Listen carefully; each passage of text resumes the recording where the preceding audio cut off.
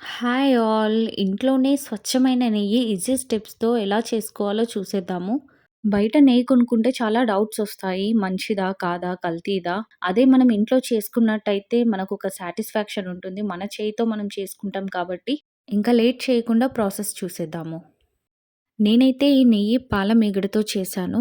Everyday పాలు మరిగించాక కొంచెం చల్లార్చి ఫ్రిడ్జ్‌లో పెడితే గనక గట్టి మీగడ అనేది మనకు తయారవుతుంది. దాన్నొక బౌల్‌లో స్టోర్ చేసుకుంటే 15-20 డేస్ తర్వాత నాకింత క్వాంటిటీ వచ్చింది. నేను ఈ బౌల్‌ని డీప్ ఫ్రిడ్జ్‌లో పెట్టాను. అందుకే నాకే ఫంగస్ రాలేదు. ఈ మీగడ రూమ్ టెంపరేచర్‌కొచ్చాక మిక్సీ జార్‌లో కొంచెం కొంచెంగా వేసుకోండి. నేనైతే 2 సార్లు మిక్సీ పట్టాను. ఒక 15 సెకండ్స్ మిక్సీ పట్టాక 3 ice cubes and chilled water చల్లటి నీరు యాడ్ చేసుకోండి. 1 మినిట్ మిక్సీ పడితే మజ్జిగ అండ్ వెన్న ఇలా సెపరేట్ అవుతాయి.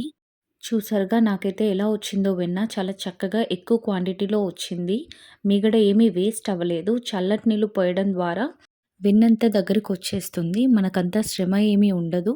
ఇక్కడంతా మిక్సీ పట్టిన తర్వాత నాకైతే ఇంత క్వాంటిటీ వెన్న వచ్చింది. దాన్ని నేనొక ప్లేట్‌లోకి తీసుకున్నాను.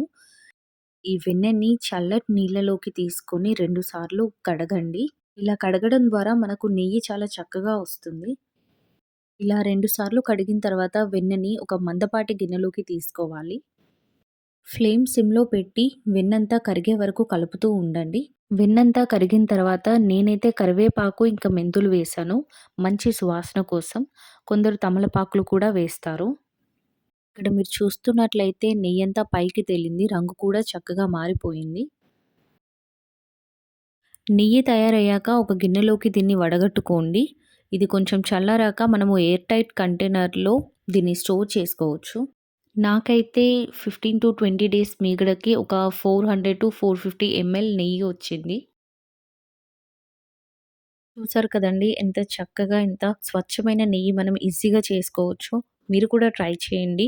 ట్రై చేస్తే మీకు నెయ్యి ఎలా కుదిరిందో కామెంట్స్‌లో చెప్పండి. ఇంకా ఇలాంటి వీడియోస్ కోసం లైక్ చేయండి, షేర్ చేయండి అండ్ సబ్స్క్రైబ్ చేయడం మర్చిపోకండి. Bye bye.